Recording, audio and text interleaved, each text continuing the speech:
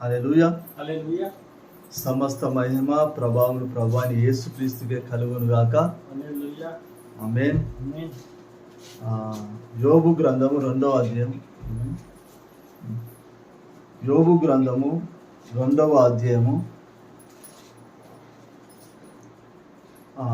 3వ వచనం మనం చదువుకుందాం.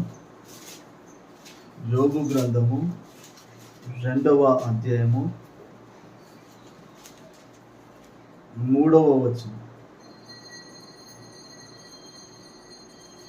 అందుకు యెహోవా, నీవు నా సేవకుడైన యోబు సంగతి ఆలోచించుకువా. అతడు యథార్థవర్తుడైన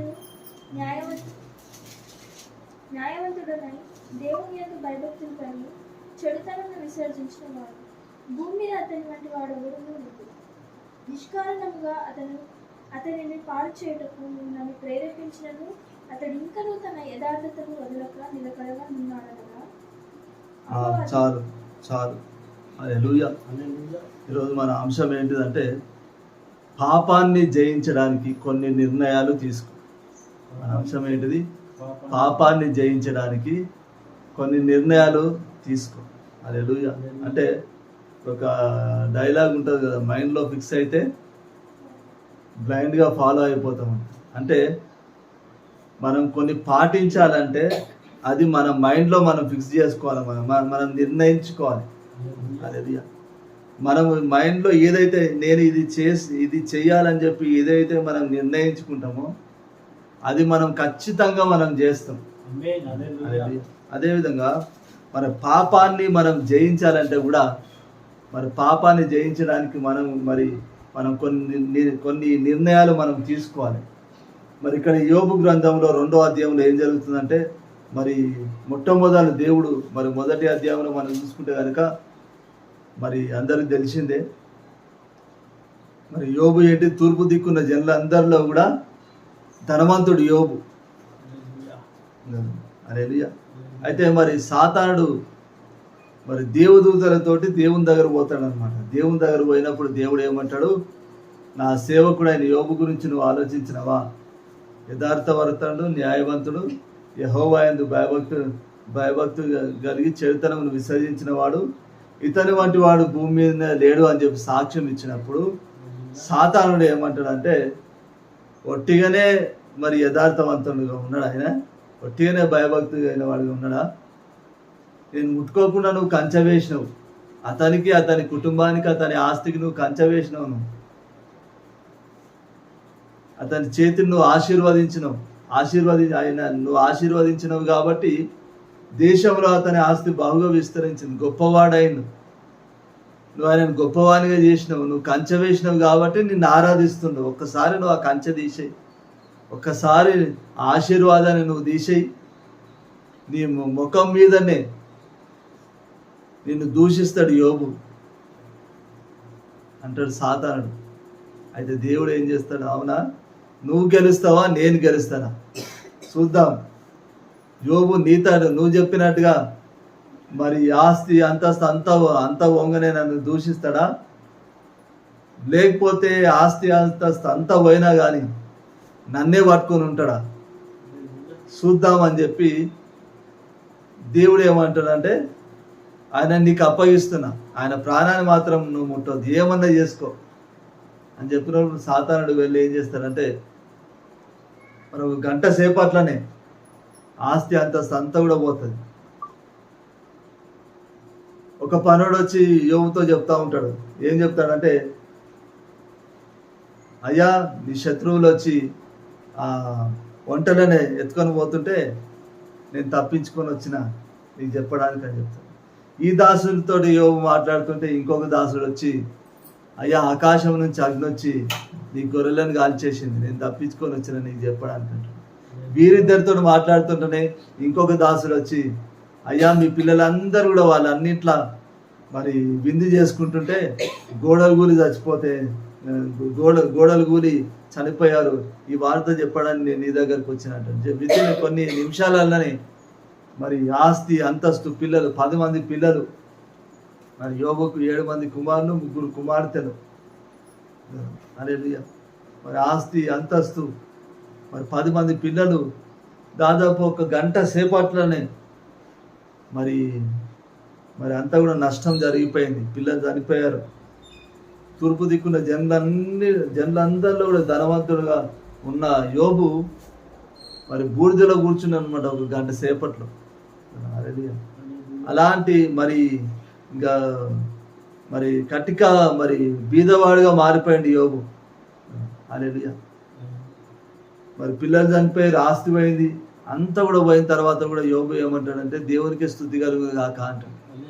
అనగానే అక్కడ సాతాను గారి ప్లాన్లన్నీ కూడా ఏమవుతాయంటే ఫెయిల్ అయిపోతాయి. వాడు ఏమనుకున్నాడు, దేవుడు కంచె తీసేస్తే, ఆస్తి తీసేస్తే ఈ యోబు ఖచ్చితంగా దేవుని దూషిస్తాడు అని అనుకున్నాడు. హల్లెలూయా. ఇప్పుడు వాడు ఎందుకు అట్లా అనుకున్నాడు అంటే మనిషిని మనస్తత్వం వారికి తెలుసు, సాతానుకు. ఇప్పుడు మనం అనుకుంటాం కదా, దేవుడు మనకు మేలు చేసినప్పుడేమో దేవానికి స్తోత్రాలు అంటాం. దేవుడు కీడుకు వదిలితే, శ్రమలకు వదిలితే దేవుడు నన్ను కనికరిస్తలేడు, దేవుడే లేడు అంటారు. ఇంకా కొంతమంది అయితే దేవుడే కనుక ఉంటే ఎందుకు నాకు ఈ శ్రమలు వచ్చినాయి అంటారు. సాతానుకు తెలుసు మన మనస్తత్వము. దేవుడు మరి శ్రమలకు వదిలితే దేవుని దూషిస్తారు మానవులు అని చెప్పి సాతానుకు తెలుసు. కాబట్టి యోబు కూడా అట్లనే చేస్తాడేమో అనుకున్నాడు సాతాను. కానీ యోబు అట్లా చేయలే. దేవునికే స్తుతి కలుగును గాక అన్నాడు.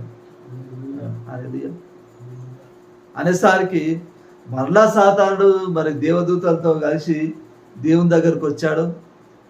దేవుని దగ్గరకు వచ్చినప్పుడు ఈ 2వ అధ్యాయంలో దేవుడు మళ్ళా అదే సాక్ష్యం ఇస్తున్నాడు. మరి యోబు తూర్పు దిక్కున్న జనులందరిలో మరి ధనవంతుడుగా ఉన్నప్పుడు దేవుడు ఏ సాక్ష్యం ఇచ్చిండో, కటిక దరిద్రుడు అయిపోయిన తర్వాత కూడా తిరిగి అదే సాక్ష్యము దేవుడు యోబు పట్ల వలుగుతున్నాడు. ఏమని చెప్తున్నాడు, నా దాసుడైన యోబు గురించి నువ్వు ఆలోచించితేవా, యథార్థవర్తనుడు, న్యాయవంతుడు, యెహోవాయందు భయభక్తులు కలిగి చెడుతనమును విసర్జించిన వాడు, ఇతని వంటి వాడు ఈ భూమి మీదనే లేడు. నిష్కారణంగా అతన్ని మరి బాధ పెట్టడానికి నువ్వు ప్రేరేపించిన, పాడు చేయడానికి నువ్వు నన్ను ప్రేరేపించినను, అతడు ఇంకను తన యథార్థతను వదలక నిలకడగా ఉన్నాడనగా. ఇంకా ఏం చెప్తున్నాడు దేవుడు, అతన్ని మరి పాడు చేయడానికి నువ్వు నన్ను ప్రేరేపించినావు కదా, అయినా కానీ ఇంకా నిలకడగా ఉన్నాడు చూడు నువ్వు అంటున్నాడు. హల్లెలూయా. ఇప్పుడు ఇక్కడ యోబు పరిస్థితి మారిపోయింది. తూర్పు దిక్కున్న జనులందరిలో ఉన్న ధనవంతుడు కటిక దరిద్రుడు అయిపోయాడు. ఆయన పరిస్థితి మారింది కానీ సాక్ష్యం ఏమాత్రం మారలే. ఒక స్పెల్లింగ్ కూడా మారలే సాక్ష్యం. మరి ఆయన ధనవంతుడిగా ఉన్నప్పుడు దేవుడు ఏ సాక్ష్యం ఇచ్చిండో, ఇంకొక మాట తర్వాత దరిద్రుడు అయిపోయిన తర్వాత ఇంకొక మాట దేవుడు యాడ్ చేశాడు.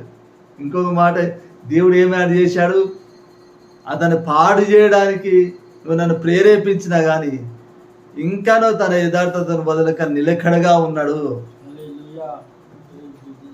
హల్లెలూయా. యోబు నిలకడగా ఉన్నాడు. యోబు ఎలాంటి ఇప్పుడు ఈ సాక్ష్యం ఇచ్చిన తర్వాత సాతానుడు ఏమంటాడంటే, మనుషుడు ఆస్తి పోతే మళ్ళా తిరిగి ఆస్తి సంపాదించుకుంటాడు. పిల్లలు చచ్చిపోతే మళ్ళా పెళ్లి చేసుకోనో ఎట్లనో చేసి మళ్ళా పిల్లల్ని అంటాడు. కాబట్టి నువ్వు ఒకసారి ఆయన శరీరాన్ని నువ్వు ముట్టు అంటాడు. ఎందుకంటే శరీరాన్ని ముడితే కనుక ఇప్పుడు బలం ఉంటే ఏదో ఒక పని చేసుకొని కష్టపడి పని చేసుకొని సంపాదిస్తాడు. ఇప్పుడు శరీరంలో బలం లేదనుకో, శరీరానికి రోగం ఉందనుకో, ఏదైనా పని చేయగలుగుతాడా? చేయలేడు. కాబట్టి సాతానుడు ఏమంటాడంటే, నువ్వు అతని శరీరాన్ని ముట్టు, ఈసారి ఖచ్చితంగా నిన్ను దూషించిపోతాడు యోబు, నిన్ను దూషిస్తాడు ఈసారి ఖచ్చితంగా నిన్ను అంటాడు. అంటే దేవుడు ఏమంటాడంటే, నీకే అప్పగిస్తున్నా, ఆయన ప్రాణాన్ని మాత్రం నువ్వు ముట్టొద్దు అంటాడు. హల్లెలూయా. సాతానుడు వెళ్ళి ఏం చేస్తాడంటే, మరి ఒళ్ళంతా కూడా గజ్జి కురుపులు, ఒళ్ళంతా. యోబు పరిస్థితి ఎట్లుందంటే, గోర్లతో గోక్కోవడం కాదు, చిల్లు పెంకతోటి, అంటే ఆ మంట భరించలేక చిల్లు మరి పెంకలతోని గోక్కున్నాడు. హల్లెలూయా. అలాంటి పరిస్థితిలోకి వచ్చాడు యోబు. హల్లెలూయా. ఆ తర్వాత కూడా ఏం జరుగుతుందంటే ఇదే అధ్యాయంలో ఉంటుంది, మీరు తర్వాత చదువుకున్న ఆ తర్వాత కూడా ఏముంటుందంటే యోబు భార్య ఏమంటుందంటే ఈ బాధలన్నీ కూడా ఎందుకు, నువ్వు ఇంకా ఆ యథార్థత నువ్వు వదిలిపెట్టవా, నీకు ఇంకా జ్ఞానం లేదా, నీకు ఇంకా బుద్ధి వస్తా లేదా, ఆస్తిని పోగొట్టుకున్నావు, పిల్లలు చచ్చిపోయినరు, ఆయన ఆ యథార్థతతో నీకేమొచ్చింది, ఆ దేవునితో నీకేమొచ్చింది, ఆ యథార్థతను వదిలిపెట్టవా, దేవుని వదిలిపెట్టవా, నువ్వు దేవుని దూషించి చచ్చిపో అంటది. అంటే యోబు ఏమంటుందంటే దేవుడు మరి దేవుని నుండి మనం మేలు మాత్రమే అనుభవిస్తామా, కీడును అనుభవించొద్దా, మూర్ఖురాలు మాట్లాడినట్టుగా నువ్వు మాట్లాడకు అని చెప్పి అంటాడు.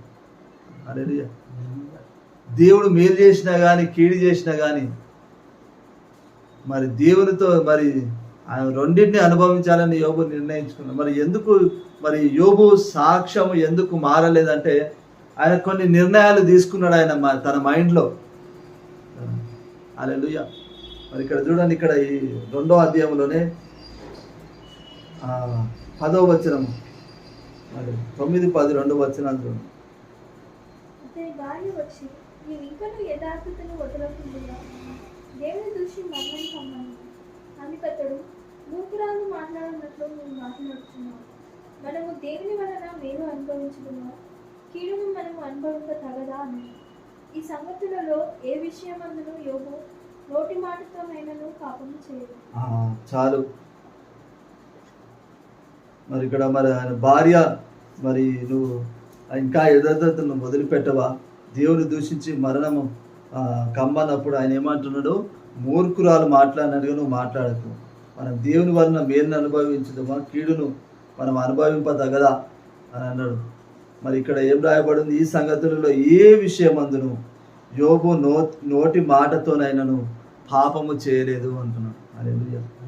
మరి యోబు ఏం చేయలేదంటే ఏ విషయంలోనైనా కానీ నోటి మాటతో కూడా పాపం చేయలేదంట. ఎందుకు యోబు నోటి మాటతో కూడా పాపం చేయలేకపోయిందంటే ఆయన తీసుకున్న నిర్ణయం. ఇప్పుడు ఆయన భార్యతో ఏం చెప్తున్నాడు, ఆయన దేవుడు మేలు, మరి దేవుని నుండి మనము మేలు మాత్రమే మనము దేవుని వలన మేలు మాత్రమే మనం అనుభవించాలా, కీడును అనుభవించొద్దా అంటే యోబు ఎలాంటి నిర్ణయం తీసుకున్నాడు, దేవుడు నాకు మేలు చేసినా కానీ కీడు చేసినా కానీ, ఇప్పుడు మేలు చేసినప్పుడు మేలుని అనుభవించినప్పుడు కీడు కొదిలినప్పుడు కీడు కూడా అనుభవించాలి. మేలు మాత్రమే అనుభవించి కీడు అనుభవించానంటే ఎట్లా, అంతేనా కదా, అది న్యాయం కాదు కదా. దేవుడు నీకు మేలు చేసినప్పుడు నువ్వు మేలు అనుభవించినప్పుడు కీడు చేస్తే కూడా కీడును కూడా అనుభవించాలి, రెండింటిని అనుభవించాలి. దేవుడు మేలు చేసినప్పుడు దేవానికి స్తోత్రం అని చెప్పి దేవునితో సహవాసం కలిగి ఉండి, దేవుడు కీడు చేసినప్పుడు దేవుని దూషించి వదిలిపోతే అది న్యాయం కాదు. హల్లెలూయా. మరి యోబు ఆత్మీయ జీవితం ఏమాత్రం కూడా మారలే. ఆత్మీయ జీవితంలో పరిస్థితి మాత్రమే మారింది యోబుది, అంతే. సాక్ష్యం ఏం మారలే, ఆయన ఆత్మీయ జీవితం మారలే. హల్లెలూయా. ఎవరైనా కానీ శ్రమలు ఎదురైతే దేవునికి దూరం అవుతూ ఉంటారు, కానీ యోబు ఏ మాత్రం కూడా దేవునికి దూరం కాలే. ఎందుకంటే ఆయన ఒక నిర్ణయం తీసుకున్నాడు, దేవుడు నాకు మేలు చేసినా మేలును అనుభవిస్తా, కీడు చేసినా కూడా ఆ కీడును కూడా అనుభవిస్తా అన్న ఒక నిర్ణయం ఆయన తీసుకున్నాడు. కాబట్టి దేవునికి అస్సలు ఆయన దూరం కాలే, ప్రార్థన చేయడం అస్సలు మానలే ఆయన. హల్లెలూయా. ఆయన నోటి మాటతో కూడా ఏ పాపం కూడా చేయలేదంట. ఎందుకు ఏ పాపం కూడా చేయలేకపోయినాడంటే ఆయన తీసుకున్న నిర్ణయం. నువ్వు ప్రార్థన చేయకపోవడం కూడా ఏంటిదంటే అది కూడా ఒక పాపమే. సమూయేలు ఆ ప్రవక్త అంటాడు ఇజ్రాయేలీతో, మీ నిమిత్తం నేను ప్రార్థన చేయకపోతే అది దేవుని దృష్టిలో అది పాపం అంటాడు. హల్లెలూయా. ప్రార్థన చేయకుండా ఉండడం కూడా ఏంటిది, అదొక పాపమే. ఇప్పుడు మరి యోబు దేవునితో మరి ఆయన పరిస్థితి మారింది కానీ దేవునితో సహవాసం అనేది మాత్రం మారలే అనేది. హల్లెలూయా. ఆయన ధనవంతుడుగా ఉన్నప్పుడు ఎట్లా దేవుని దగ్గర మరి ప్రార్థన చేశాడో, దరిద్రుడు అయిపోయిన తర్వాత కూడా అదే ప్రార్థన జీవితం. ఏ మాత్రం కూడా మరి మార్పు చెందలే యోబు. ఆయన పరిస్థితి మారింది కానీ ఆయన ఆత్మీయ జీవితం అస్సలు మారలే. అరే ఇంకా ఆయన ఏమంటాడంటే, యెహోవా నన్ను చంపినా కానీ ఆయన కొరకే నేను కనిపెట్టుకొని ఉంటా అంటాడు. చూడండి ఇక్కడ 13వ అధ్యాయంలో 15వ వచనంలో ఉంటుంది.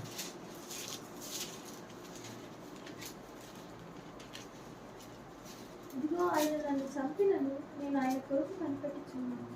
ఆయన సన్నిధిని నా ప్రవర్తన న్యాయమని రుజువు పొందుతుంది. చాలు. ఇక్కడ ఏమంటున్నాడు, ఇదిగో ఆయన నన్ను చంపినను నేను ఆయన కొరకు కనిపెడతా అంటున్నాడు. హల్లెలూయా. ఎలాంటి డెసిషన్ ఆయన తీసుకున్నాడంటే, ఒకవేళ దేవుడే చంపినా కానీ ఆ దేవుని కొరకే నేను కనిపెడతా అనుకున్నాను. హల్లెలూయా. ఇప్పుడు సాతాను ఉద్దేశం ఏంటిది? వాడు శ్రమలు తీసుకురావడానికి కారణం ఏంటిది? నువ్వు దేవుని దూషించాలని, నువ్వు దేవునికి దూరం కావాలని, ఉంటుందా? దేవుని రాజ్యానికి నువ్వు దూరం కావాలని, నువ్వు అగ్నిగుండంలో పడద్రోయబడాలన్న ఉద్దేశంతోటే సాతానుడు శ్రమలను తీసుకొని వస్తాడు సాతానుడు. హల్లెలూయా. అయితే మరి మనం తీసుకున్న నిర్ణయాలను బట్టి ఉంటుంది అన్నమాట. ఇప్పుడు ఇక్కడ యోబు విషయంలో సాతాను ప్లాన్లు ఏవి కూడా సక్సెస్ అవుతలేవు. సాతానుడు ఏమనుకున్నాడు, యోబు మరి శ్రమలు ఎదురైతే దేవుని దూషించి చచ్చిపోతాడు యోబు అనుకున్నాడు సాతానుడు. కానీ సావలే యోబు, దేవుని దూషించలే యోబు. హల్లెలూయా. అక్కడ సాతాను వాని యొక్క ప్లాన్ అనేది మరి యోబు విషయంలో నెరవేర్చబడలే. మరి యోబు ఆ కష్టాలన్నింటినీ కూడా జయించి ఇంకా రెండంతల ఆశీర్వాదాన్ని సంపాదించుకున్నాడు. ఎట్లా శ్రమలన్నీ కూడా జయించిండు, ఎట్లా అపవాదిని జయించిండు యోబు అంటే కనుక ఆయన కొన్ని నిర్ణయాలు తీసుకున్నాడు. ఇక్కడ దేవుడే నన్ను చంపినా కానీ ఆయన కొరకే కనిపెడతా అన్న నిర్ణయం తీసుకున్నాడు ఆయన. హల్లెలూయా. దేవుడు మేలు చేసినప్పుడు మేలును అనుభవిస్తా, కీడు చేసినా కానీ కీడును కూడా అనుభవిస్తా అనే నిర్ణయం తీసుకున్నాడు. కాబట్టి ఆయన పరిస్థితి మారినా కానీ ఆయన ఆత్మీయ జీవితం మారలే. దేవునితో సహవాసం అనేది మారి ఏదైనా కానీ మనం తీసుకున్న నిర్ణయాన్ని బట్టి ఉంటుంది. హల్లెలూయా. మనం ఒకటి కమిట్ అయినామంటే 600 అయినా నేను ఇది చేస్తాను ఒకటి మనం కమిట్ అయినామంటే అది ఖచ్చితంగా మనం అది చేస్తాం. హల్లెలూయా. మనం మైండ్లో ఫిక్స్ కావాలి మనం ఏదైనా కానీ. హల్లెలూయా. మనం మైండ్లో ఫిక్స్ అయితేనే బ్లైండ్గా ఏమవుతాం, మనము ఫాలో అవుతాం. ఇక్కడ యోబు మరి ఆయన పరిస్థితి మారినా కానీ ఆయన సాక్ష్యం మారలేదు, ఆయన ఆత్మీయ జీవితం మారలేదు, ఆయన దేవుని దూషించలేదు. ఆయన ధనవంతుడిగా ఉన్నప్పుడు ఏ విధంగానైతే దేవుని పట్టుకొని ఉన్నాడు, దరిద్రుడు అయిపోయిన తర్వాత కూడా అదే విధంగా దేవుని పట్టుకొని ఉన్నాడు. ఎందుకు ఆయన ఆత్మీయ జీవితం కానీ ఆయన సాక్ష్యం కానీ ఎందుకు మారలేదంటే ఆయన తీసుకున్న నిర్ణయం. దేవుడు నన్ను చంపినా కానీ ఆయన కొరకు కనిపెడతాను అన్న ఒక నిర్ణయం ఆయన తీసుకున్నాడు. దేవుడు మేలు చేసినా మేలుని అనుభవిస్తా, కీడు చేసినా కీడును కూడా అనుభవిస్తాను ఒక నిర్ణయం ఆయన తీసుకున్నాడు. కాబట్టి మరి ఆయన పరిస్థితి మారిపోయినా కానీ ఆత్మీయ జీవితం మారలే, ఆయన సాక్ష్యం అనేది మారలే. హల్లెలూయా. ఇప్పుడు అక్కడ సాతాను యొక్క ప్లాన్లు ఏమైపోయినాయి, ఫెయిల్ అయిపోయినాయి. సాతానుడు ఒకటనుకొని శ్రమలు తీసుకొని వచ్చాడు, కానీ ఇంకొకటి జరుగుతుంది అక్కడ. సాతానుడు ఏమో యోబు దూషిస్తాడు దేవుణ్ణి అనుకున్నాడు, కానీ దూషించకుండా ఏం చేస్తున్నాడు యోబు? దేవునితో సహవాసం కలిగి ఉన్నాడు, దేవుని స్తుతిస్తున్నాడు. హల్లెలూయా. దేవునికి ప్రార్థన చేస్తున్నాడు యోబు. ఇప్పుడు మనకు కూడా వచ్చే శ్రమలు ఎందుకు వస్తున్నాయి? మనకు కూడా శ్రమలు ఇబ్బందులు మనకు ఎందుకు వస్తున్నాయి? నువ్వు దేవుని దూషించాలని, దేవునికి దూరం కావాలని, దేవుడు ఏమి చేస్తలేడు, ఇంత ప్రార్థన చేసినా కానీ ఏం చేస్తలేడు అని చెప్పి నువ్వు దేవునికి దూరం కావడం కోసమే సాతానుడు శ్రమలు తీసుకొస్తుండు. దేవుడు కూడా వదులుతున్నాడు, ఎందుకంటే పరీక్షించడానికి. సాతానుడేమో నువ్వు దేవుని దూరం కావాలి, దేవుని దూషించి దూరం కావాలన్న ఉద్దేశంతో తీసుకొస్తాడు శ్రమలు. దేవుడు ఎందుకు అప్పగిస్తాడు శ్రమలకు? నేను పరీక్షించడానికి దేవుడు అప్పగిస్తాడు. హల్లెలూయా. నువ్వు ఆ పరీక్షలో నువ్వు ఏం కావాలి, నువ్వు గెలవాలి ఆ పరీక్షలో. హల్లెలూయా. పాపానికి అస్సలు అవకాశం ఇవ్వద్దు, సాతానికి అస్సలు అవకాశం ఇవ్వద్దు, సాతాను యొక్క ప్లాన్లను నువ్వు నెరవేర్చొద్దు. అంటే కనుక నువ్వు నిర్ణయం తీసుకోవాలి. ఎలాంటి పరిస్థితిలో ఉన్నా కానీ నేను దేవునితో సహవాసం కలిగే ఉంటానన్న నిర్ణయం తీసుకోవాలి నువ్వు కూడా. యోబు ఏ విధంగానైతే దేవుడు నన్ను చంపినా ఆయన కొరకే నేను కనిపెడతా అన్న మరి ఒక నిర్ణయం తీసుకున్నాడో, మరి మనం కూడా ఏం చేయాలి? దేవుడే చంపిన ఇప్పుడు మరి శ్రమలు ఎవరు తీసుకొస్తారు? సాతానుడు తీసుకొస్తాడు. హల్లెలూయా. ఇప్పుడు మనం ఏమనుకుంటామా, మరి ఆ శ్రమలు ఎదురైనప్పుడు దేవుడు నన్ను అసలు చూస్తలేడు, కనికరిస్తలేడు, ఎంత ప్రార్థన చేసినా ఏం లాభం వచ్చింది అని చెప్పి ఏమైపోతూ ఉంటాం? ఆత్మీయంగా డౌన్ అయిపోతూ ఉంటాం. అయితే దేవుడే నన్ను చంపినా కానీ నేను ఆయన కొరకు నేను కనిపెడతా అన్న ఆలోచన నీలో నువ్వు కలిగి ఉంటే కనుక, ఈ డెసిషన్ నువ్వు తీసుకుంటే కనుక అస్సలు నీ యొక్క ఆత్మీయ జీవితంలో ఏ మాత్రము మార్పు అనేది ఉండదు. ఆత్మీయంగా అధికంగా ఎదుగుతూనే ఉంటావు.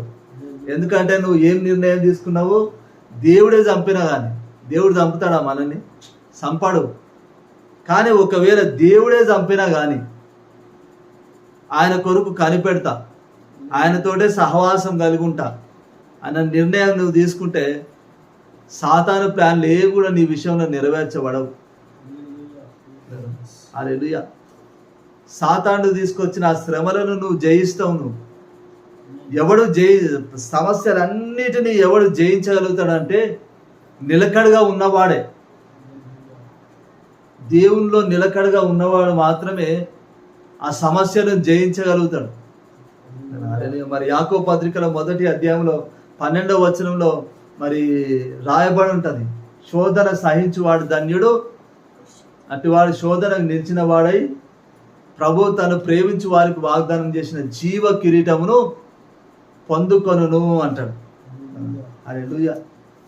దేవుడు ఆయనను ప్రేమించే వారికి ఇస్తానని వాగ్దానం చేసిన జీవ కిరీటమును శోధనలో నిలిచిన వాడు పొందుకుంటాడంట.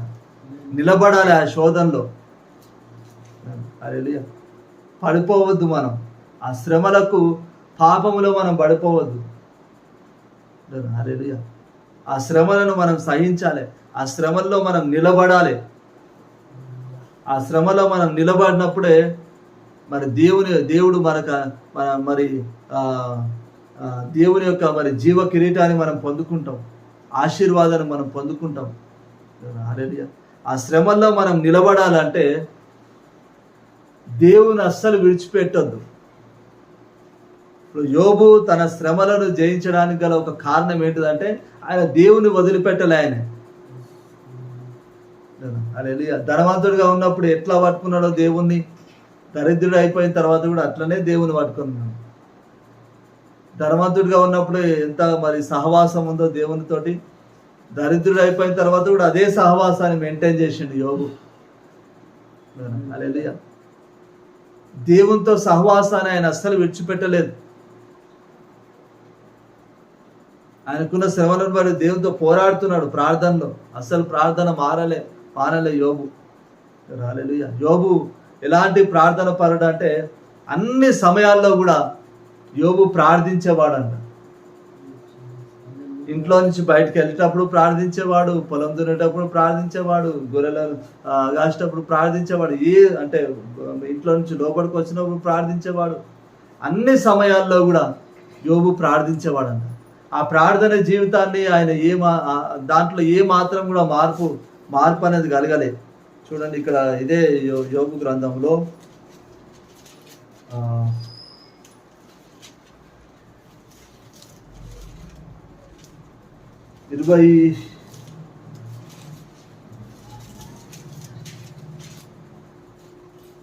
27వ అధ్యాయము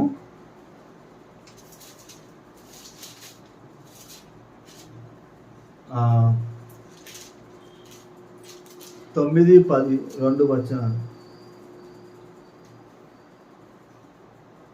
వారికి బాధ కలిగినప్పుడు దేవుడు వారి మొర వినును. వాడు సర్వశక్తిని యందు ఆనందించును. వాడు అన్ని సమయంలో దేవునికి ప్రార్థన చేయను. దేవుని హస్తమును గురించి దేవునికి ఉపదేశించను. సర్వశక్తుడు చేయి క్రియలను నేను దాచిపెట్టాను. మీలో ప్రతి వాడు దాన్ని చూచి ఉన్నాడు. మీరెందుకు కేవలం వ్యర్థమైన వాటిని భావించుతురు? చాలు. హల్లెలూయా. మరి ఇక్కడ ఏం జరుగుతుందంటే, మరి యోబు స్నేహితులు ఏమన్నా, నువ్వు దుష్టుడు దుర్మార్గుడవు, అందుకే నీకు ఈ శ్రమలు వచ్చినాయి, నువ్వు మారు మనసు చెందని చెప్పి చెప్తున్నారు అన్నమాట. చెప్తే ఇక్కడ యోబు ఏమంటున్నాడంటే, మరి భక్తిహీనుడు అయితే, దుష్టుడు దుర్మార్గుడు అయితే వాడు ప్రార్థన చేస్తాడా దేవునికి? అన్ని సమయాలలో ప్రార్థన చేస్తాడా అని అంటున్నాడు. అంటే ఇక్కడ యోబు ఏం చేస్తున్నాడు? అన్ని సమయాలలో కూడా ప్రార్థన చేస్తున్నాడు. ఆయన ధనవంతుడుగా ఉన్నప్పుడు అన్ని సమయాలలో ప్రార్థన చేశాడు. దరిద్రుడు అయిపోయిన తర్వాత కూడా అన్ని సమయాల్లో కూడా ప్రార్థన చేస్తూనే ఉన్నాడు యోబు. ఆయన ప్రార్థన జీవితంలో ఏ మాత్రం కూడా మార్పు రాలేదు. ఎందుకంటే దేవుడే నన్ను చంపినా కానీ దేవుని కొరకు కనిపెడతా అన్న నిర్ణయం ఆయన తీసుకున్నాడు కాబట్టి. హల్లెలూయా. మన ప్రార్థన జీవితంలో కూడా ఏ మార్పు అనేది రావద్దు. ఎదగాలి, మార్పు రావాలి. ఎలాంటి మార్పు రావాలి? అంచెలంచెలుగా ప్రార్థన జీవితంలో ఎదగాలి. మనం డౌన్ కావద్దు. హల్లెలూయా. ఆత్మీయంగా ఎదుగుతూనే ఉండాలి మనం, కానీ అస్సలు డౌన్ కావద్దు. మన శ్రమలు ఎదురైనప్పుడు మనం అస్సలు డౌన్ కావద్దు. హల్లెలూయా. అంటే మనం ఒక నిర్ణయం తీసుకోవాలి. దేవుడు నన్ను చంపినా కానీ నేను దేవుని కొరకు కనిపెడతా, దేవునితో సహవాసం కలిగి ఉంటా అన్న ఒక నిర్ణయం నువ్వు తీసుకుంటే చాలు. ఈ మాట నీ మైండ్లో నువ్వు ఫిక్స్ చేసుకుంటే చాలు. ఎలాంటి స్థితిలో ఉన్నా కానీ దేవుని అస్సలు నువ్వు విడిచిపెట్టవు. దేవునితో సహవాసాన్ని అసలు నువ్వు విడిచిపెట్టవు. హల్లెలూయా. ఇంకా ఇదే 27వ అధ్యాయంలో 6వ వచనంలో చూడండి. నా నీతిని విడుదల గట్టిగా పట్టుకున్నాను. నా ప్రవర్తన అంతటి విషయంలో నా హృదయం చాలు. ఇక్కడ ఇంకా ఏం చెప్తున్నాడు? నా నీతిని విడువక గట్టిగా పట్టుకొందును. హల్లెలూయా. ఇక్కడ ఏమని నిర్ణయం? నా నీతిని విడవకుండా నేను గట్టిగా పట్టుకుంటా అంటున్నాను. హల్లెలూయా. దేవుడు ఏం సాక్ష్యం ఇచ్చాడు? ధనవంతుడిగా ఉన్నప్పుడు యథార్థవంతుడు అనే సాక్ష్యం ఇచ్చాడు. దరిద్రుడు అయిన తర్వాత కూడా యథార్థవంతుడు అనే సాక్ష్యం ఇచ్చాడు. హల్లెలూయా. మరి తన శరీరంలో రోగం వచ్చిన తర్వాత కూడా యోబు భార్య ఏమంటుంది? ఇంకా యథార్థత నువ్వు వదిలిపెట్టవా? దేవుని దూషించి చచ్చిపో అంటది. హల్లెలూయా. అంటే ఆయన యథార్థతను అస్సలు వదిలిపెట్టలే. ఆయన ధనవంతుడిగా ఉన్నప్పుడు యథార్థవంతుడిగా ఉన్నాడు.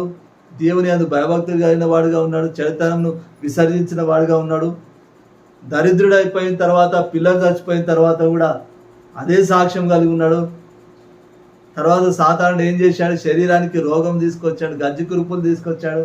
అది తీసుకొచ్చిన తర్వాత కూడా అదే సాక్ష్యం కలిగి ఉన్నాడు. తన యథార్థతను ఏ మాత్రం కూడా వదిలిపెట్టలే. హల్లెలూయా. ఎందుకంటే ఆయన తీసుకున్న నిర్ణయం ఎంత మాత్రము, ఇక్కడ ఏమన్నా నా నీతిని విడువక గట్టిగా పట్టుకొందును అంటున్నాడు. ఏం చేస్తాడంటే ఆయన నీతిని విడవకుండా, లేకపోతే ఇక్కడ 5వ వచనం కూడా చదవండి. ఇదే యోబు గ్రంథం 27.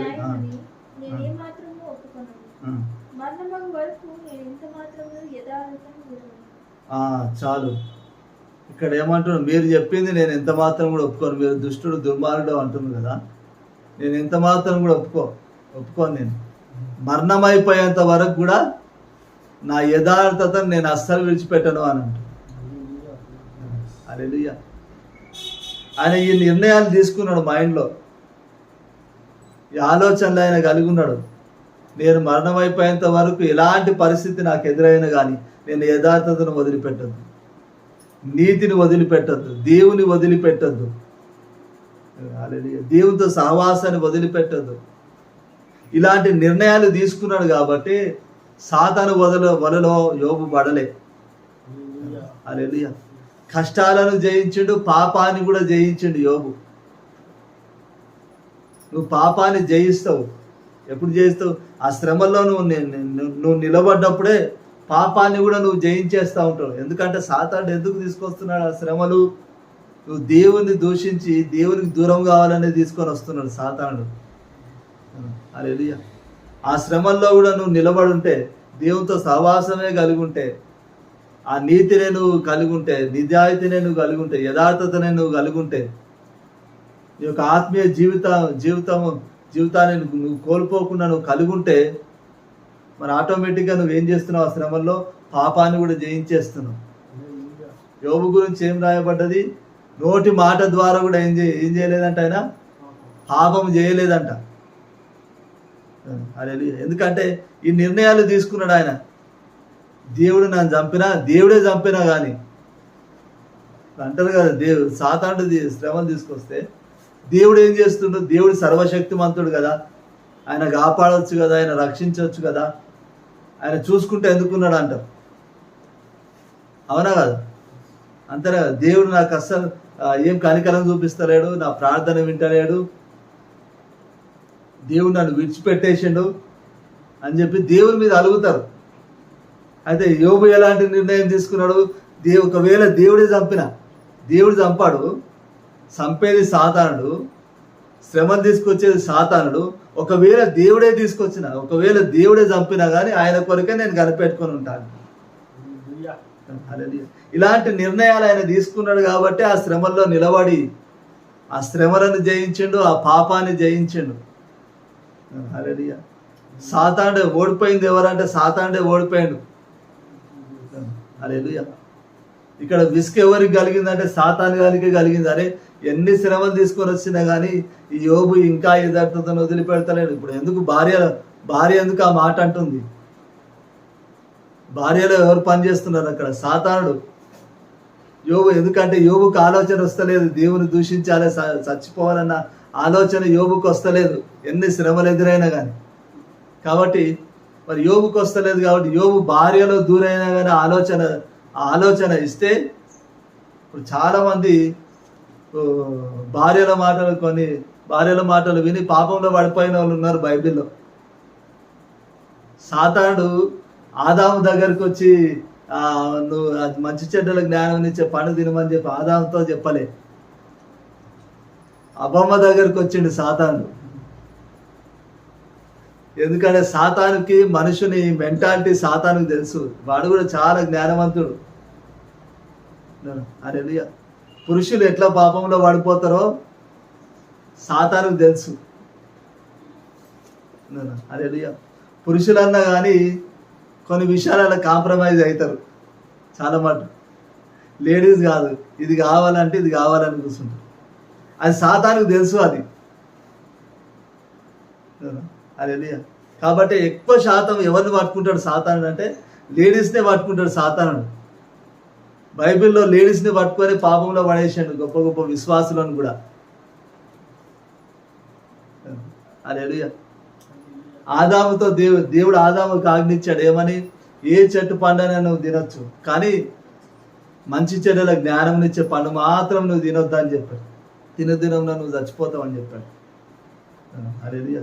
అయితే మరి అవ్వమ్మ మాట విని మరి సాతానుడు ఎక్కడికి వచ్చిండు? యోబు మరి ఆదాము దగ్గర రాని, అవ్వమ్మ దగ్గరికి వచ్చిండు, అవ్వమ్మతో మాట్లాడిండు, అవ్వమ్మని కన్విన్స్ చేసిండు. ఎందుకంటే సాతానుకు తెలుసు, లేడీస్ని కన్విన్స్ చేస్తే లేడీస్ జెంట్స్ని, పురుషులను కూడా ఎట్లనో ఒకట్లా చేసి కన్విన్స్ చేస్తారు. హల్లెలూయా. తెలుసు కాబట్టి అవ్వమ్మ దగ్గరికి వచ్చిండు, అవ్వమ్మను మోసం చేసిండు. మీరు ఆ పండు తింటే దేవతలు అవుతారని చెప్పిండు. అవ్వమ్మ అది నమ్మి ఆమె తిన్నది తీసుకొచ్చి ఆదాము కూడా పెట్టింది. హల్లెలూయా. ఆదాము వద్దనుండొచ్చు, నాకు తెలిసి వద్దన్నా కానీ నా ఊహ ఇది. ఆమెను ఎంబడివాడు ఉండొచ్చు, దేవతలు అవుతాం తినా అని చెప్పి ఎంబడివాడు ఉండొచ్చు. ఆమె ఎంబడిపడ్డందుకే ఆయన తినుంటాడు. కాబట్టి దేవుడు వచ్చి మరి ఆదామా నేను తినొద్దని చెప్పింది నువ్వేమైనా తిన్నావా అని అంటే ఆదాము ఏమంటాడు, ఇగో నువ్వు నాకు తయారు చేసినావు కదా, ఆ స్త్రీ చేయబట్టే నేను తిన్నా అంటాడు. హల్లెలూయా. అబమ్మతోటి ఆదాము ఏమైపోయింది, పాపంలో పడిపోయింది. అదేవిధంగా అబ్రాహాము శారా కూడా, శారమ్మ చాలా మటుకు అబ్రాహాముకు లోబడ్డది. కానీ ఒక్క దగ్గర మాత్రము ఒక ఐడియా ఇచ్చింది శారమ్మ. దేవుడేమో అబ్రాహాంతో ఏం చెప్తాడు, ఆకాశ నక్షత్రాలు చూడు, ఇస్కరేణువులను చూడు, నీ సంతానం వాటిని నువ్వు లెక్కించగలిగితే నీ సంతానం కూడా నువ్వు లెక్కించవచ్చు, అంత విస్తారమైన సంతానాన్ని ఇస్తా అంటే అబ్రాహాము నమ్మిండు. అదే అబ్రాహాముకు నీతిగా ఎంచబడ్డదని.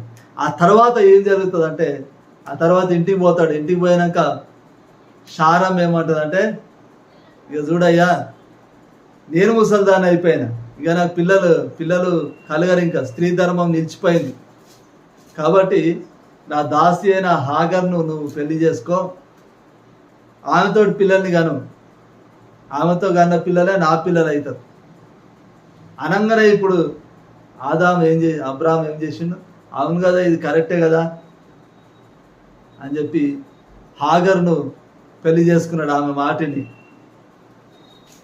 హాగర్ను పెళ్లి చేసుకున్నందుకు ఏమైపోయింది, అప్పటి వరకు ఖాళీ పిల్లలు లేరన్న బాధ మాత్రమే ఉంది అబ్రాహాముకు. అదొక్కటి తప్ప మిగతా అన్ని కూడా బాగానే ఉన్నాయి, హ్యాపీగా ఉన్నారు. ఇద్దరు కూడా మంచి ఐక్యత కలిగి ఉన్నారు, అబ్రాహాము శారా. ఎక్కడ కూడా శారమ్మ కూడా ఎక్కడ మరి అడ్డు చెప్పలేదు. దేవుడు ఏం చెప్పాడు అబ్రాహాముకు, నేను చూపించే దేశానికి నువ్వు వెళ్ళాను. శారమ్మ కూడా రెడీ అయ్యి వచ్చేసింది. ఆమె కూడా ఏమనగలేదు, ఎక్కడ పోతే ఏమని పిచ్చాను అయ్యా, దేవుడు నేను చూపించే దేశానికి వెళ్ళిపో అన్నాడు, కానీ ఏ దేశం అనే పేరు కూడా చెప్పలేదు కదా, ఎట్లా పోతావు, ఆ పేరు కూడా అడుగు కావాలంటే అని కూడా అనలేదు ఆమె. అదే కానీ మనం పుట్టి పెరిగిన దేశం ఇది, ఈ దేశాన్ని ఎట్లా వదిలిపెట్టి వెళ్ళిపోతాం, నువ్వేమన్నా పిచ్చోను అని కూడా ఏం ఆపలే. ఈ రోజులలో ఉన్న భార్యలు అయితే ఆపుతారు, 100 ప్రశ్నలు వస్తాయి. కానీ శారం ఏమి ఆపలేదు అబ్రాహామును. ఆమె అబ్రాహాముకు చాలా లోబడ్డది. శారమ్మ ఎంత లోబడ్డదంటే, ఐగుప్తు దేశానికి పోతారు. మరి కానాను దేశంలో మరి ఆ కరువు వచ్చినప్పుడు ఎక్కడ పోతారు, అబ్రాహాము శారా ఇద్దరు కూడా ఐగుప్తు దేశానికి పోతారు. ఐగుప్తు దేశానికి వెళ్తున్నప్పుడు అబ్రాహాం ఏం చెప్తాడంటే, ఇక్కడ ఈ దేశస్తులు మంచి వాళ్ళు కాదు, నువ్వు నా భార్యవని తెలిస్తే, నువ్వు అందంగా ఉన్నావు కాబట్టి నువ్వు నా భార్యవని తెలిస్తే నన్ను చంపి నిన్ను తీసుకుంటారు, అదే నా చెల్లెవని చెప్పి నువ్వు చెప్తే కనుక నన్ను బ్రతకనిస్తారు, నిన్ను కూడా బ్రతకనిస్తారు. హల్లెలూయా. నీ ద్వారా నన్ను బ్రతకని అని చెప్పినప్పుడు శారమ్మ మరి ఐగుప్తు దేశంలోకి వెళ్ళినప్పుడు మరి శారం ఏం చెప్తుంది అంటే, అబ్రాహాం చెప్పినట్టుగానే చెల్లె అని చెప్తుంది. చెల్లె అని చెప్పినప్పుడు మరి ఫరో రాజు ఏం చేస్తారంటే, ఆమెను ఆమె అంతఃపురంకు తీసుకుపోతాడు. ఆమెను బట్టి అబ్రాహాంకు మరి కొన్ని ఆస్తులను ఇస్తాడు అబ్రాహాంకు. ఇప్పుడు ఇక్కడ శారమ్మ రిస్క్లో పడిపోయింది. ఇప్పుడు ఆ రాజు ఆమెను ఏమన్నా చేయొచ్చు. హల్లెలూయా. ఆమెకి రిస్క్ అని కూడా తెలుసు ఆమెకి, కానీ భర్త ఏం చెప్పిండు, చెల్లె అని చెప్పమని చెప్పిండు. ఆమె భర్తకు లోబడ్డది. హల్లెలూయా. అది రిస్క్ అని తెలిసినా కానీ ఆమె భర్తకు లోబడ్డ ఆమె అక్కడ లోబడ్డందుకు అబ్రాహాం ఇంకా చాలా ఆస్తిపరుడైండు. హల్లెలూయా. ఇప్పుడు ఆమె లోబడి ఉంటే, ఈ రోజులలో ఉన్న కొంతమంది భార్యలు ఉంటే కనుక, పోవాయా నీకోసం నేను చావన్నా అని విడాకులు కూడా ఇచ్చి వెళ్ళిపోతారు. కానీ శారం అసంటిది కాదు. చెల్లె అని చెప్పమంటే చెల్లె అని చెప్పింది, నన్ను బ్రతికి నువ్వు ఎటనైనా చేసి అంటే బ్రతికిచ్చింది. శారమ్మ ద్వారా అబ్రాహాం అత్యధికంగా ధనవంతుడు అయిందంటే శారమ్మనే దానికి కారణం. ఇట్లా 2 సార్లు జరిగింది. ఒకసారేమో ఐగుప్తు దేశానికి పోయింది, ఇంకోసారేమో ఫిలిస్తీ దేశానికి పోయారు ఇంకోసారి. ఫిలిస్తీ దేశానికి పోయినప్పుడు కూడా అక్కడ కూడా అబ్రాహాం ఏం చెప్తాడంటే, నువ్వు అందంగా ఉన్నావు కాబట్టి నిన్ను లాక్కొని నన్ను చంపేస్తారు, నేను భర్త అని తెలిస్తే, కాబట్టి ఇక్కడ కూడా చెల్లె అని చెప్పాను. చెల్లె అని చెప్తే చెల్లె అని చెప్పమంటే మళ్ళీ చెల్లె అనే చెప్పింది మళ్ళీ ఆమె. ఆల్రెడీ ఆమెకు తెలుసు ఇప్పుడు ఐగుప్తు దేశంలో చెల్లె అని చెప్తే ఏం జరిగింది, ఆమె అంతఃపురం తీసుకొని పోయిండు రాజు, ఏమన్నా చేసి ఉండొచ్చు, అవునా? కానీ మరి దేవుడు ఆమెను బట్టి ఆ రాజును దేవుడు గద్దించినందుకు ఇద్దరు రాజులు కూడా, మరి ఫరో రాజు కానీ ఫిలిస్తీ దేశపు రాజు కానీ ఇద్దరిని కూడా దేవుడు గద్దించాడు సారమ్మను బట్టి. హల్లెలూయా. గద్దించినందుకు మరి ఆ రాజులు సారమ్మను ఏం చేయలేదు. ఇంకా ఆ సారమ్మను బట్టి ఇంకా అధికంగా మరి ఆస్తులను ఇచ్చారు అబ్రాహాముకు, గొర్రెలను మేకలను, కొన్ని మందలను ఇచ్చారు, దాసులు మరి ఇచ్చారు. మరి ఫరో రాజు కానీ మరి ఫిలిస్తీ రాజు అని అబీమెలెకు రాజు కానీ అంతా లోబడ్డది. కానీ ఒక్క దగ్గర మాత్రం ఒక ఐడియా ఇచ్చింది. ఇప్పుడు ఒక మాట ఉంటుంది, ఒక ఐడియా జీవితాన్ని మార్చేస్తుంది అంటారు కదా. ఆమె ఇచ్చిన ఒక్క ఐడియా వాళ్ళ జీవితాలను మార్చేసింది.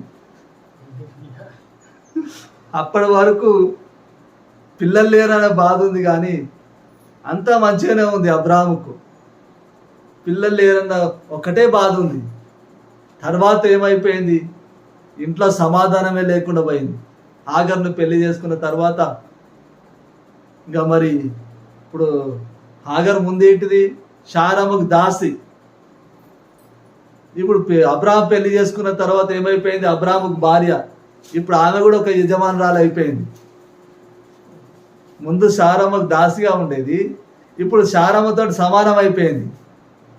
ఇప్పుడు ఎందుకు ఇంటది ఈమె మాట, ఇప్పుడు తిరగబడ్డ మొదలు పెట్టింది. నువ్వు యజమానురాలుగా, నేను కూడా యజమానురాలిని, నేనేం తక్కువ కాదు అని చెప్పి తిరగబడ్డ మొదలు పెట్టింది. ఇప్పుడు ఆ ఇంట్లో ఏమైపోయింది, నెమ్మది లేకుండా పోయింది. ముందేమో పిల్లలు లేకపోయినా కానీ నెమ్మది అనేది ఉండేది. ఇద్దరు అబ్రాహాం శారా ఇద్దరి మధ్యలో ఐక్యత అనేది ఉంది, ప్రేమ అనేది ఉంది. ఇద్దరు కూడా పర్ఫెక్ట్ భార్య భర్తలని. హాగర్ను పెళ్లి చేసుకున్న తర్వాత ఏమైపోయింది, కుటుంబంలో నెమ్మది లేకపోయింది, నెమ్మదే లేదు. అబ్రాహాం ఏడ్చిండు. అబ్రాహాం హల్లెలూయా. మరి హాగర్ ద్వారా మరి ఇష్మాయిల్ని కంటాడు అబ్రాహాము. ఇష్మాయిల్ని కన్నప్పుడు మరి శారమ్మ ఏమంటుంది అంటే, వీళ్ళని పంపించేసేయి అంటది శారమ్మ. చాలా బాధపడతాడు. దేవుడు కూడా ఏమంటాడు అంటే, ఈ శారమ్మ ద్వారా కలిగిందే నీ సంతానం అనబడుతుంది, ఈ హాగరు కుమారుడు నీ సంతానం కాదు. మొదలు చెప్పినా ఇప్పుడు కూడా చెప్తున్నా, ఇప్పుడు నువ్వు ఆమె చెప్పిన మాట విని ఆమెను మరి ఈ హాగర్ను ఆ ఇష్మాయిల్ని ఇద్దరిని కూడా నువ్వు పంపించేసి అన్నప్పుడు చాలా ఏడుస్తాడు అబ్రహాం. ఏడుచుకుంటా పంపిస్తాడు అరణ్యంలోకి. హల్లెలూయా. ఆ హాగర్ని చేసుకోక ముందు వరకు సమాధానం ఉంది, పిల్లలు లేరన్న బాధ ఉన్నా కానీ. తర్వాత ఏమైపోయింది, దుఃఖం పాలైపోయింది. ఇప్పటి వరకు కూడా మరి ఇస్మాయిలీలకు, మరి ముస్లింస్కు, ఇజ్రాయేలీలకు పడదు. ఏదో ఒక యుద్ధం జరుగుతూనే ఉంటుంది. దానికి కారణం ఎవరంటే శారమ్మ ఇచ్చిన ఒక ఐడియా. హల్లెలూయా. Praise Jesus. మరి సాతానుకు తెలుసు స్త్రీలలో ఒక పుల్ల అంటిస్తే చాలు, స్త్రీలను పట్టుకుంటే చాలు, ఆ స్త్రీలు పురుషులను కూడా మార్చేసి పాపంలో పడేస్తారన్న సంగతి సాతానుకు తెలుసు. హల్లెలూయా. కాబట్టి మరి సాతానుడు స్త్రీలను వాడుకున్నాడు బైబిల్లో. అదేవిధంగా మరి అబ్రహాము, మరి ఆదాము వీలు పడిపోయినట్టుగా యోబు కూడా పడిపోతాడు అనుకున్నాడు. కానీ ఏం జరిగింది, యోబు పడిపోలేదు. యోబు ఏమన్నాడు, మూర్ఖురాలు మాట్లాడినట్టుగా మాట్లాడకు, దేవుని వలన మేలును అనుభవించినప్పుడు కీడుని కూడా మనం అనుభవించద్దా అని చెప్పి అనేసిండు. పడిపోలేదు సాతాను ఆలోచనలో. ఎందుకంటే ఈ నిర్ణయాలు తీసుకున్నాడు యోబు. ఎలాంటి పరిస్థితుల్లోనైనా కానీ దేవుడే చంపినా కానీ దేవుని కొరకు కనిపెట్టుకొని ఉంటా, దేవునితో సహవాసాన్ని నేను విడిచిపెట్టాను, యథార్థతను విడిచిపెట్టాను, ఎలాంటి నేను మరణమగునంత వరకు కూడా నా యథార్థతను విడిచిపెట్టాను అంటున్నాడు. నా నీతిని గట్టిగా పట్టుకుంటా అంటున్నాడు. హల్లెలూయా. ఇంకొక నిబంధన తీసుకున్నాడు. ఒక్క వచనం చెప్పి నేను ముగిస్తాను. మరి ఇదే యోబు గ్రంథంలో 31వ అధ్యాయము మొదటి 2 వచనాలు.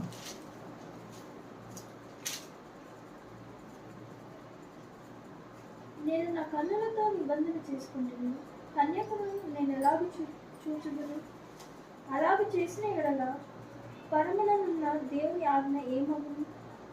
ఉన్నత స్థలమున సర్వశక్తిని స్వాస్థ్యం ఏమగును? చాలు. హల్లెలూయా. మరి ఇక్కడ ఏం చెప్తున్నాడు యోబు భక్తుడు? ఆయన కళ్ళతో నిబంధన చేసుకున్నాడంట. నేను కన్యకని చూడొద్దని, అంటే చూడొద్దని అంటే మరి కళ్ళు మూసుకొని ఉండాలని కాదు, కానీ మోహపు చూపుతోటి అబ్బాయి మచ్చా ఎంత బాగా అందంగా ఉందని చెప్పి మోహపు చూపుతోని మరి చూడొద్దని చెప్పి యోబు మరి కళ్ళతో నిబంధన చేసుకున్నాడు. కాబట్టి ఇక్కడ ఏమంటున్నాడు? నేను అలాగూ చేసిన ఎడల పరముననున్న దేవుని ఆజ్ఞ ఏమగును? మరి నేను ఒకవేళ మరి నేను నిబంధన చేసుకున్నా, మరి నేను ఆ నిబంధన చేసుకోకపోతే, నేను మరి ఆ కళ్ళతోటి మరి కన్యకను మోహపు చూపుతో చూస్తే, మరి దేవుడు ఇచ్చిన ఆజ్ఞ ఏమవుతుంది? దేవుని స్వాస్థ్యం ఏమవుతుంది అంటున్నాడు. హల్లెలూయా. అంటే మరి దేవుని యొక్క ఆజ్ఞను మీరిన వాడు అవుతాడు కదా. దేవుడు ఏం చెప్పాడు? మరి కొత్త నిబంధనలో యేసుప్రభు అంటాడు, స్త్రీని మోహపు చూపుతో హృదయంలో చూస్తేనే వాడు హృదయంలో పాపం చేసేసింది అంటాడు. హల్లెలూయా. మరి దేవుని సర్వశక్తిని ఆ స్వాస్థ్యం ఏమగును అంటున్నాడు. హల్లెలూయా. అంటే దేవుడు మనకు ఒక స్వాస్థ్యాన్ని దేవుడు నిర్ణయించి పెట్టిండు పరలోక రాజ్యంలో. యేసుప్రభు అంటాడు కదా, ఈ భూమి పైన మీరు ఆ స్వాస్థ్యాన్ని మీరు సంపాదించుకోకండి, ఇక్కడ దొంగిలుతాడు, తుప్పు పడుతుంది, చిమ్మటి పడుతుంది, కానీ పరలోకంలో ధనమును సంపాదించుకోండి మీరు. అక్కడ దొంగిల్లడు, చిమ్మటి పట్టదు, తుప్పు పట్టదు అంటాడు. అంటే పరలోకంలో మనకు ఎలాంటి ధనాన్ని దేవుడు పెట్టాడు? వాడబారని ధనాన్ని, హల్లెలూయా, నశించిపోని ధనాన్ని దేవుడు పరలోక రాజ్యంలో పెట్టాడు. ఇప్పుడు యోబు దేవుడు ఇచ్చిన ఆజ్ఞని మీరితే, మోహం చూపుతో కన్యకను చూస్తే ఏమవుతుంది? దేవుని యొక్క ఆజ్ఞని మీరిన వాడవుతాడు. దేవుడు సిద్ధపరిచిన ఆ స్వాస్థ్యాన్ని కూడా కోల్పోయిన వాడుగా ఉంటాడు. హల్లెలూయా. కాబట్టి ఏం నిర్ణయం తీసుకున్నాడు? కళ్ళతో నిబంధన చేసుకున్నాడంట. నేను కన్యకను నేను మోహపు చూపుతో చూడొద్దు అని చెప్పి. హల్లెలూయా. మన పాపం ఎక్కువగా దేంతో జరుగుతుందంటే కళ్ళతోటి, ఎక్కువ శాతం కళ్ళతో జరుగుతుంది. మన కన్ను దేన్నైతే చూస్తుందో హృదయం దాన్నే ఆశిస్తుంది. మన కన్ను ఏంటంటే మన దేహానికి ఏంటంట? ఆ దీపం అంట. దీపం ఉంటేనే, లైట్ ఉంటేనే మన కన్ను కనబడతాయి. అవునా? అట్లనే మన కళ్ళు ఉంటేనే అన్నింటినీ మనం చూడగలుగుతాం. అవునా? హల్లెలూయా. అంటే ఈ కన్ను మరి నీ కన్ను దేన్ని అయితే చూస్తుందో అదే నీ హృదయం ఆశిస్తుంది. నీ హృదయం గుడ్డిదే. నీ కన్ను దేన్ని అయితే చూస్తుందో అదే ఏం చేస్తుంది? హృదయం ఆశిస్తుంది. హల్లెలూయా. మనం పాపము చేయొద్దంటే మన కళ్ళను మనం జాగ్రత్తగా పెట్టుకోవాలి. మరి బైబిల్లో ఒక భక్తుడు ఉన్నాడు, కళ్ళని నిర్బంధించుకోలే, హృదయాన్ని నిర్బంధించుకోలే, కంటికి కనబడేదల్లా చేసిండు. కంటికి కనబడేదల్లా చేసి పాపంలో పడిపోయిన భక్తుడు ఉన్నాడు. ఆయన ఎవరంటే సొలొమోను. ప్రసంగి గ్రంథంలో 2వ అధ్యాయంలో అంటాడు, నా కంటికి కనిపించిందల్లా నేను తెచ్చేసుకున్నా, నా హృదయాన్ని నేను నిర్బంధించలే, నా కంటిని నేను నిర్బంధించలే, నా హృదయం ఆశించిందల్లా నేను అనుభవించేసిన అంటాడు. చివరికి నాకు కలిగిన భాగ్యం ఇదే, అంత కూడా వ్యర్థమే అంటాడు. ప్రసంగి గ్రంథం అంతా కూడా ఏముంటుంది? అంతా వ్యర్థమే అంటాడు. హల్లెలూయా. ఆయన కంటిని ఆయన నిర్బంధించుకోలే, హృదయాన్ని నిర్బంధించుకోలే, పాపంలో పడిపోయాడు. చివరికి ఆయన ఎట్లా అయిపోయిందంటే దేవుడు దర్శనం ఇచ్చి సొలొమోను నువ్వు మారు, నువ్వు చేస్తుంది తప్ప అని చెప్పినా కానీ ఆయన హృదయాన్ని దేవుని దగ్గర నుంచి తొలగించుకున్నాడు. హల్లెలూయా. అంతగా చెడిపోయింది సొలొమోను. ఎందుకంటే ఆయన కంటిని నిర్బంధించుకోలే, హృదయాన్ని నిర్బంధించుకోలే. తర్వాత ఏమైపోయిందంటే మరి దేవుడు మరి ఇజ్రాయేల్ రాజ్యాన్ని డివైడ్ చేశాడు. దేవుడు మరి దావీదుని బట్టి అది కూడా మరి దావీదుతో దేవుడు నిబంధన చేశాడు, నీ సంతానం మీద ఒకడు ఖచ్చితంగా, ఈ సంతానంలో ఉన్నవాడు ఒకడు ఖచ్చితంగా సింహాసనం మీద కూర్చుంటాడని చెప్పి దావీదుతో నిబంధన చేశాడు. కాబట్టి దాన్ని బట్టి దేవుడు ఏం చేశాడంటే మరి యూదా గోత్రాన్ని మాత్రము దావీదు సంతానం పరిపాలించాడు, మిగతా గోత్రాలన్నీ కూడా ఇంకా వేరే రాజుకు అప్పగించాడు. హల్లెలూయా. మరి కన్నును నిర్బంధించుకోకుండా మరి సొలొమోను పాపంలో పడిపోయే మరి రాజ్యాన్ని డివైడ్ అయిపోయే స్థితిలోకి తీసుకొచ్చాడు. మరి యోబు ఏం చేసిండంటే కళ్ళతో నిబంధన చేసుకున్నాడంట. మరి మనం కూడా నిబంధన చేసుకోవాలి. మనం చాలా మటుకు పాపం అనేది మన కళ్ళతో జరుగుతూ ఉంటుంది. హల్లెలూయా. మనం కూడా నిబంధన చేసుకోవాలి. దేవునికి విరోధమైనది ఏది కూడా నేను చూడొద్దు, పాపానికి సంబంధించింది ఏది కూడా నేను చూడొద్దు అని కొన్ని నిర్ణయాలు మనం ఇట్లా తీసుకుంటే కనుక మనం అస్సలు పాపం చేయము, ఆ పాపాన్ని మనము జయిస్తాం. హల్లెలూయా. పాపాన్ని జయిస్తాము, సాతాన్ని తీసుకొచ్చిన శ్రమలను కూడా జయించి అత్యధికంగా మనం ఆశీర్వదింపబడతాము. హల్లెలూయా. యోబు ఏ విధంగానైతే ఈ నిర్ణయాలు తీసుకున్నాడో మనం కూడా ఈ నిర్ణయాలు తీసుకోవాలి. దేవుడే చంపినా దేవుని కొరకే నేను కనిపెడతాన నిర్ణయం తీసుకోవాలి. మనం యథార్థత కలిగి ఉండాలి. యథార్థతను నేను అసలు వదిలిపెట్టా, నీతి కలిగే ఉంటా, యథార్థత కలిగే ఉంటా అనే నిర్ణయం తీసుకోవాలి. మన కళ్ళతో నిబంధన చేసుకోవాలి. దేవునికి విరోధమైంది ఏది కూడా చూడొద్దని. ఇట్లా నిబంధనలు మనం చేసుకుంటే, ఇట్లా నిర్ణయాలు తీసుకుంటే మరి పాపాన్ని మనం జయించగలుగుతాం. దేవుడి వాక్యాన్ని ఫలింపజేయను గాక. ఆమేన్. మరి కళ్ళు మూసుకున్నట్లయితే ప్రార్థన చేసుకుందాము. కృపా కనికరం గల మా ప్రభువా యేసు తండ్రి దేవా, మరి ఇదిగో ప్రభువా యేసు తండ్రి దేవా, ఈ యొక్క వాక్యం ద్వారా ప్రభువా యేసు తండ్రి దేవా నువ్వు మాట్లాడినందుకు వందనాలు ప్రభువా యేసు తండ్రి. యేసే ఇదిగో ప్రభా తండ్రి దేవా, మరి ఇదిగో ప్రభా యేసు తండ్రి, మరి యోబు ప్రభా యేసు తండ్రి ఆయన పరిస్థితి మారిపోయింది ప్రభా. తూర్పు దిక్కున్న జనులందరిలో కూడా ధనవంతుడు తండ్రి, మరి దరిద్రుడిగా మారిపోయాడు ప్రభా యేసు తండ్రి. యేసేదిగో ప్రభా ఆయన పరిస్థితి మారింది కానీ ఆయన సాక్ష్యం మారలేదు ప్రభా. ఆయన ఆత్మీయ జీవితం మారలేదు తండ్రి. ఆయన ప్రార్థన జీవితం మారలేదు ప్రభా. ఎందుకంటే ప్రభా యేసు తండ్రి ఆయన కొన్ని నిర్ణయాలు తీసుకున్నాడు ప్రభా.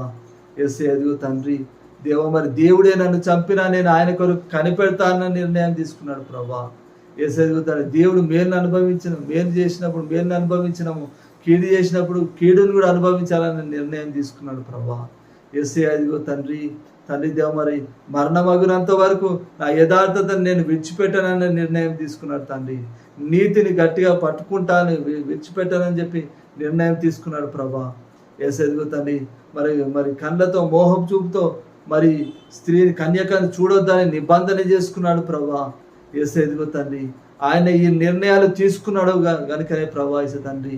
యేసేదిగో ప్రభా తండ్రి, మరి యోబుకు ఎన్ని శ్రమలు ఎదురైనా కానీ తండ్రి మరి ఆయన నీలో నిలకడగా ఉన్నాడు ప్రభా యేసు తండ్రి. యేసేదిగో ప్రభా నిన్ను విడిచిపెట్టలేదు తండ్రి, పాపంలో పడిపోలేదు ప్రభా, పాపానికి అవకాశం ఇవ్వలేదు తండ్రి, సాతానుకు అవకాశం ఇవ్వలేదు ప్రభా. యేసేదిగో తండ్రి పాపాన్ని జయించాడు ప్రభా యేసు తండ్రి, శ్రమలను జయించాడు ప్రభా. యేసేదిగో తండ్రి మరి మేము కూడా ప్రభా యేసు తండ్రి పాపాన్ని జయించాలి ప్రభా, శ్రమలను జయించాలంటే ప్రభా యేసు తండ్రి మేము కూడా ఈ నిర్ణయాలు మేము కలిగి ఉండాలి ప్రభా. ఈ నిర్ణయాలు మేము కూడా తీసుకోవాలి ప్రభా. యేసేదిగో తండ్రి ఇక్కడ వారందరూ కూడా ప్రభా, లైవ్లో చూస్తున్న వారందరూ కూడా ప్రభా యోబు ఏ విధంగానైతే ప్రభా తండ్రి మరి దేవుడే నన్ను చంపినా కానీ ఆయన కొరకు కనిపెట్టుకున్నానని నిర్ణయం తీసుకున్నాడు ప్రభా. ఇక్కడ వారందరూ కూడా ప్రభా అదే నిర్ణయం మరి తీసుకోవాలి ప్రభా. ఎస్ ఎదుగుతాను. యోబు ఏ విధంగానైతే నా యథార్థతను విడిచిపెట్టను, మరణమగునంత వరకు కూడా నీతిని గట్టిగా పట్టుకుంటాను నిర్ణయం తీసుకున్నాడు ప్రభా. ఇక్కడ వారందరూ కూడా ప్రభా ఆ నిర్ణయం తీసుకోవాలి ప్రభా, ఆ నిర్ణయం కలిగి ఉండాలి ప్రభా తండ్రి. ఎస్ ఎదుగు ప్రభా, దేవుడు మేలు చేసినప్పుడు మేలును అనుభవించినప్పుడు, కీడు చేసినప్పుడు కీడును కూడా అనుభవించాలన్న నిర్ణయం తీసుకోవాలి ప్రభా. ఎస్ ఎదుగు తండ్రి, మరి మోహపు చూపుతో కన్యకను కానీ మరి కళ్ళతో ప్రభావిస్తాన్ని నీకు విరోధమైనది ఏది కానీ మేము చూడడానికి వీల్లేదు ప్రభా. ఎస్ ఎదుగుతాను. మరి యోబు ఆ నిర్ణయం తీసుకున్నాడు తండ్రి. యోబు తన కళ్ళతో నిబంధన చేసుకున్నాడు ప్రభా. మరి మేము కూడా ప్రభావిస్త తండ్రి.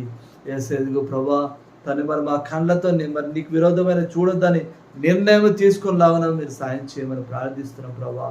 ఎప్పుడైతే మేము ఈ నిర్ణయాలు తీసుకుంటామో ప్రభా తండ్రి, అప్పుడు సాతాను వల్ల మేము పడము ప్రభా, పాపములో మేము పడము తండ్రి, ఆ పాపమును మేము జయిస్తాం ప్రభా తండ్రి.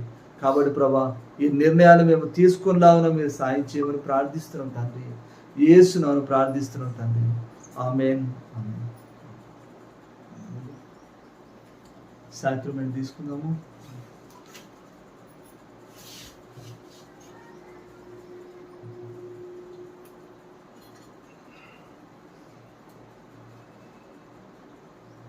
కృపా కనికరం గల మా ప్రభా యేసయ్య తండ్రి, దేవా మరి నీ శరీరమును తిని ప్రభా నీ రక్తమును త్రాగుతుండగా ప్రభా నువ్వు చేసిన త్యాగమును జ్ఞాపకం చేసుకుంటూ ప్రభా యేసయ్య తండ్రి, ఇదిగో ప్రభా యేసయ్య తండ్రి, దేవా మరి నువ్వు చేసిన త్యాగానికి ఫలితంగా మేము జీవించలాగున ప్రభా మీరు సహాయం చేయమని ప్రార్థిస్తున్నాం తండ్రి. యేసునామమున ప్రార్థిస్తున్నాం తండ్రి. ఆమేన్. ఆమేన్.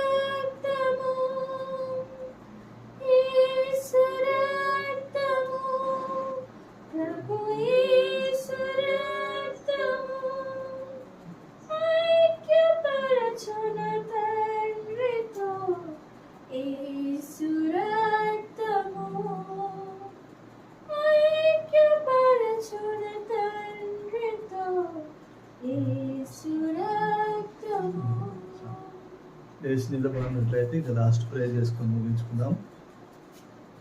కృపా కనికరం గల మా ప్రభా యేసయ్య తండ్రి, తండ్రి దేవా మరి ఇగో ప్రభా ఈ యొక్క ఆరాధన అంతట్లో నువ్వు తోడుగా ఉన్నందుకు వందనాలు ప్రభా యేసయ్య తండ్రి. యేసయ్య ప్రభా మరి కన్నా వారందరినీ కూడా మీరు దీవించి ఆశీర్వదించండి ప్రభా. మంచి ఆరోగ్యంతో నింపండి తండ్రి. ఏ ఒక్కరిలో కూడా ప్రభా ఏ బలహీనత కూడా పని చేయడానికి వెళ్ళలేదు ప్రభా. ఇదిగో తన ఒళ్ళు నొప్పులు కానీ తండ్రి యేసయ్య ప్రభా, ఇంకా ఏ బలహీనత కూడా తండ్రి యేసయ్య ప్రభా పని చేయడానికి వీలేదు తండ్రి. ఎలాంటి అనారోగ్యం కూడా ఉండడానికి వీలేదు ప్రభా. సంపూర్తిగా ప్రభా ఇక్కడ వారందరినీ కూడా తండ్రి మరి లైవ్లో చూస్తున్న వారందరినీ కూడా ప్రభా సంపూర్తిగా స్వస్థపరచుమని ప్రార్థిస్తున్నాం తండ్రి. యేసయ్య ఇదిగో ప్రభా తండ్రి దేవా మరి ఇదిగో ప్రభా మరి యవన బలంతో మీరు తృప్తిపరచుమని ప్రార్థిస్తున్నాం తండ్రి. ఇదిగో ప్రభా యేసు తండ్రి మరి ఫైనాన్షియల్గా కూడా ప్రభా యేసు తండ్రి ఎదిగింపజేయమని ప్రార్థిస్తున్నాం తండ్రి. ఏ ఒక్కరు కూడా ప్రభా అప్పుల సమస్యలు అనేవి ఉండడానికి వీలేదు ప్రభా. యేసయ్య ఇదిగో తండ్రి అనేకులకు ఇచ్చేవారుగా ఉండాలి కానీ తండ్రి యేసయ్య ఇదిగో ప్రభా తండ్రి దేవ మరి అప్పులు చేసేవారుగా ఉండడానికి వీల్లేదు ప్రభా. ఇదిగో తండ్రి దేవ మరి నువ్వు వాగ్దానం చేసావు ప్రభా యేసు తండ్రి, దేశంలోకి అప్పించదాం అని చెప్పి నువ్వు వాగ్దానం చేసావు తండ్రి. ఆ వాగ్దానమును ప్రభా ప్రతి ఒక్కరి విషయంలో మీరు నెరవేర్చండి తండ్రి. అనేకులకు అప్పించే విధంగా మీరు ఆశీర్వదించండి ప్రభా. యేసయ్య తండ్రి వారికి ఉన్న ప్రతి సమస్యను ప్రభా మీరు తీర్చండి ప్రభా.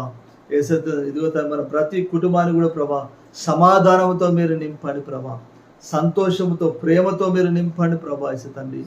యేసయ్య ఇదిగో ప్రభా తండ్రి దేవా మరి ఇదిగో ప్రభా యేసయ్య తండ్రి ప్రతి కుటుంబం చుట్టూ మీరు అగ్ని కంచెను వేయమని ప్రార్థిస్తున్నాం ప్రభా. యేసయ్య ఇదిగో ప్రభా తండ్రి దేవా మరి ఇదిగో ప్రభా యేసయ్య తండ్రి ప్రతి ఒక్కరు చేస్తున్న మరి ప్రతి పనిలో కూడా మీరు తోడుగా ఉండి మనం ప్రార్థిస్తున్నాం తండ్రి. అన్ని విషయాల్లో కూడా మీరు ఆశీర్వదించండి ప్రభా.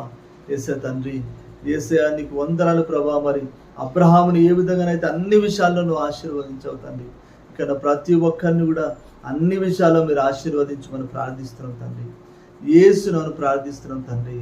ఆమేన్. పరలోకమందున మా తండ్రి నీ నామం పరిశుద్ధపరచమని గాక, నీ రాజ్యం మాకు వచ్చిన గాక, నీ చిత్తం పరలోకమందు నెరవేర్చబడినట్లు భూమి అందును నెరవేర్చబను గాక. మానుదిన ఆహారం నేడు మాకు దయచేయము, మారణస్తుని క్షమించిన ప్రకారం మారణను క్షమించము, శోధనలోనికి తెక కీనించి తప్పించము.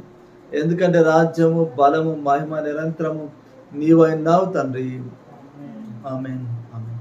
తండ్రి అయిన దేవుని ప్రేమ, ప్రభు అయిన యేసుక్రీస్తు కృప, పరిశుద్ధాత్ముని యొక్క అన్యోన్య సహవాసము, ఆదరణ, దీవెన ఇప్పుడు ఎల్లప్పుడూ సదాకాలము మనకందరికి యేసుక్రీస్తు నందు విశ్వాసం ఉంచిన ప్రతి ఒక్క బిడ్డకును తోడైండును గాక. ఆమేన్. Praise the lord.